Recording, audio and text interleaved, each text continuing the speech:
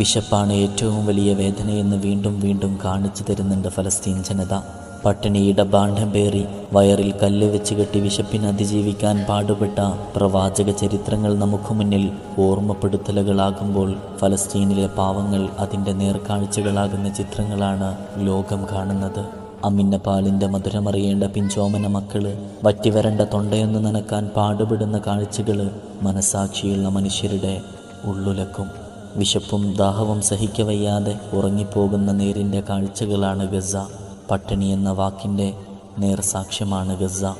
വാർദ്ധക്യത്തിൻ്റെ പ്രയാസങ്ങൾക്കുമപ്പുറം വിശപ്പിൻ്റെ വേദനയാണ് ഓരോ വയോധികരെയും മരണത്തിലേക്ക് അടുപ്പിക്കുന്നത്.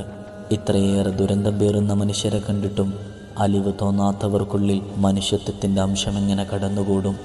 ഉറ്റിവീഴുന്ന കണ്ണുനീരുകൾക്ക്, കൽബ് നീറിപ്പറയുന്ന വാക്കുകൾക്ക്, പ്രതീക്ഷയോടെ ഉയർത്തിയ കരങ്ങൾക്ക് പടച്ചോൻ്റെ കാവലിറങ്ങുന്ന സമയം വരും. അന്ന് ഗസ ചിരിക്കും. ക്രൂരമായ അക്രമങ്ങൾ അഴിച്ചുവിട്ട മുൻകാല സാമ്രാട്ടുകൾ പോലും ഒടുവിൽ പരാജയം നേരിട്ടിട്ടുണ്ടെങ്കിൽ ഗസയുടെ വേദനകളെ നോക്കി പരിഹസിക്കുന്നവരെ കാലം കണക്ക് ചോദിക്കാതെ കടന്നുപോകില്ല. ഗസയിലെ പിഞ്ചോമന മക്കളടക്കം വേദനിക്കുന്ന ആ ജനതയ്ക്ക് സമാധാനത്തിൻ്റെ വഴിയിടങ്ങൾ തുറക്കണേ റബ്ബേ. ആമീൻ.